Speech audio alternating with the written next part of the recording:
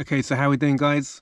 Today is a bit different. I have decided going to give My Whoosh a go. I've been looking at My Whoosh for a long time now, and don't really know why I've not tried it really.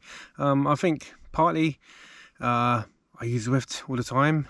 I don't dislike Zwift. I enjoy Zwift, and I suppose I just don't need any reason to move anywhere different.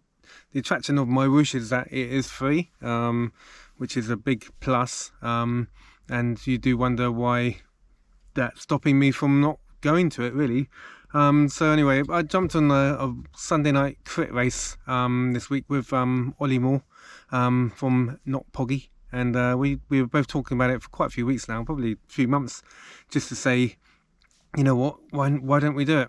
And so yeah, this weekend we decided that let's jump on, and we picked up on I think it's like an 18k crit race, and it started off pretty quick, as you can see. The As with any crit race or any kind of online racing, it's going to start off quick.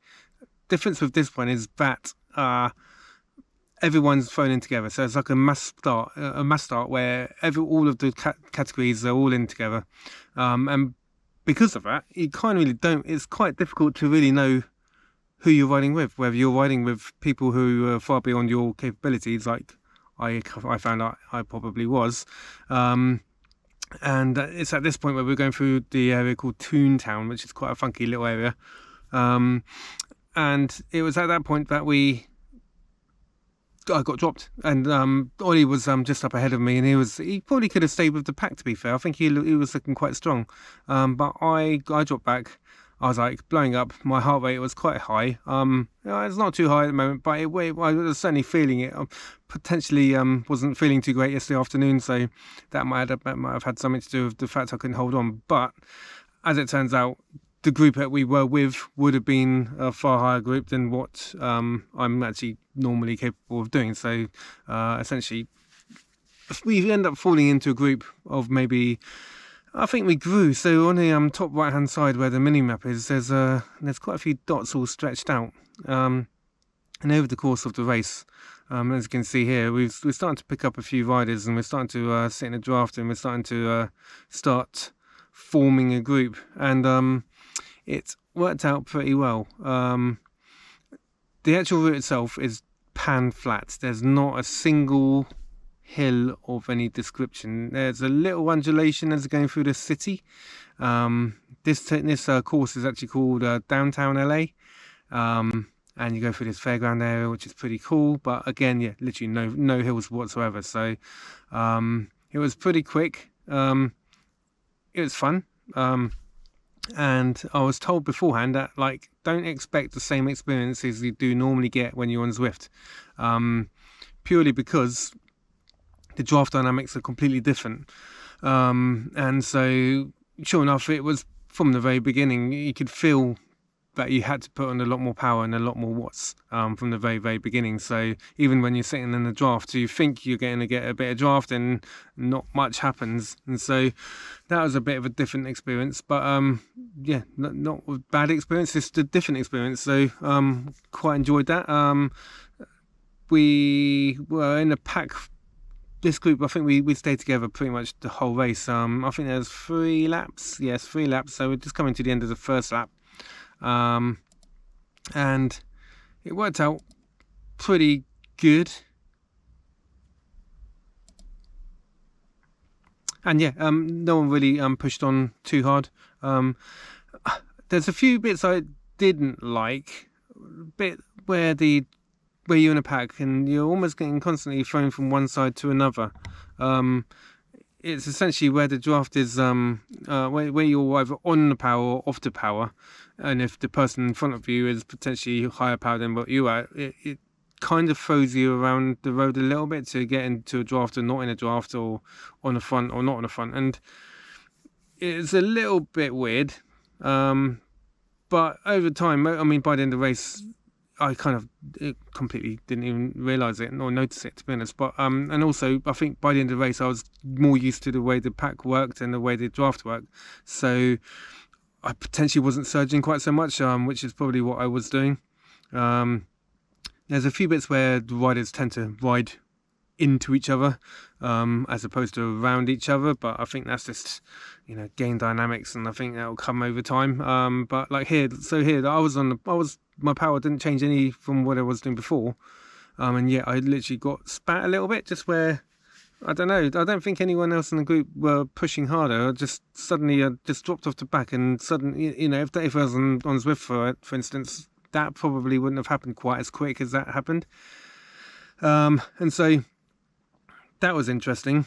But yeah, I mean, in terms of the graphic and gameplay and everything like that, it's really, really good. I mean, the graphics are good. The leaning of the rider on a bike, when you go around corners like there, where you're just going from one side of the road to the other, it leans a little bit too much for my liking. I don't think in real life you would actually lean that far.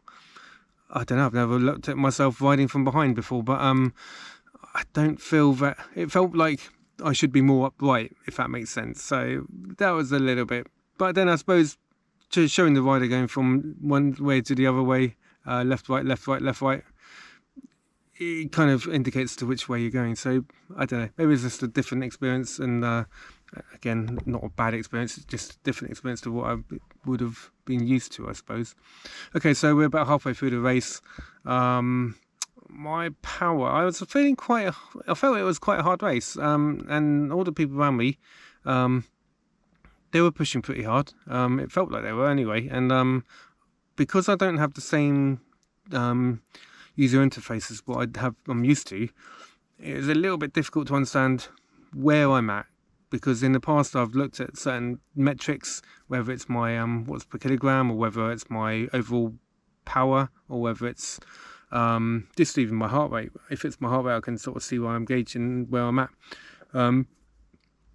And with this, the metrics are in a slightly different location. Sometimes I can't quite work out where I'm looking for the metrics. So again, just getting used to the platform and the user interface more than anything. But yeah, I mean, I like the slick design along the side. I had my my electronic gear shifting on the right hand side at the bottom there. I connected it up with my Zwift ride, which I did straight away. I mean, normally I'm not very good with tech, well, especially sometimes getting new bits of software to work, but it was actually really easy. A guy I was watching on YouTube, he shared how you connect this bit of other software to your computer, and it just it does keyboard shortcuts, essentially using your Zwift controllers on the bike, and it worked like that. So it worked pretty seamlessly. Some of the buttons on the Zwift bike didn't work with it because I just haven't set all the buttons up, but I think you can make it work where the buttons do work with different functions, and so that was fine. I also didn't realise that there's an in-game app that you can get, a bit like the companion app for Zwift. I didn't use that during the race, but if I did, there's a few bits that you can do with that. You can turn left, turn right. I don't think there's any power-ups. I didn't see any power-ups, but maybe there were. I don't know what that little road bike is in the mini map, but is that a power up? I don't know. If it was, I didn't use it. So yeah, the electronic shifting, you can either do it on a keyboard or in the app. Apparently you can do it in the app, or you can then do it on a keyboard, or you can use it if you've got a touch screen, you can change the gear there. So yeah, you don't even need a any kind of smart bike stuff really. You can just if you have a normal cassette with a normal road bike, chuck it on there and then just change the gear shifting to electronic, and just leave your cassette or your gear in one gear on a cassette, and then you can use the electronic shifting on the in-game app. So it can work quite well. Yeah, I think in terms of the actual race, it's a pretty boring race for you because everyone stayed together. There wasn't really many attacks. I think there's one guy we caught him. I think he might have been a lapped rider, I'm not sure, but this guy did go off the front. A few people tried to chase him down, but I think potentially he was just sitting in and didn't really want to push too hard throughout the race. I think in the final results he wasn't in our category, and I don't actually know quite how the category system works, because it's everyone gets thrown in the race together. I'm not sure whether if I go in one race and I hit a certain power, that I fall into that category, or and then go into another race and I hit a certain power, then I fall into a different category, or once I've been categorized, that's me then for a period of time. I'm not sure. Something to find out. Again, it's just knowledge, really, isn't it? Really, but I just haven't looked into it. This guy went off the front. A few people did chase him down, and it did get a bit spicy towards the end of this race. And the pace certainly did pick up a bit. And yeah, it was a little bit of a quicker finish. And I did do this route as a little bit of a recon before the race started, just to get a little bit of a warm up in, and so I kind of knew where the start and finish was. And there's a few banners towards the end of it where, if you didn't know, like this banner here we just going through, you could have thought that could be the finish banner, but it obviously isn't, because it says 0.9k to go. But if you're not paying attention to certain things, you could potentially get called out a little bit. There is a banner coming up in a minute, which I thought was actually this one here. I thought that was the finish line, and then as I rolled through it, I'm like, oh no, still got a bit of way to go. And then this banner, I saw this banner, I thought that's definitely the finish line. Put a bit of power down, put a bit of a sprint in, go right through it, and I'm like, oh no, that's not it either. And here it is, and so this is the finish. So again, it's just knowing where different things are, and knowing the route would probably definitely help where the actual finish line is. But yeah, I mean, in terms of the gameplay, it was pretty good. In terms of the graphics, it was good. No glitches anywhere. There's a bit of setting up, but I probably need to do a little bit more looking into. You've obviously got all of the game features where you can choose your different jerseys and stuff like that.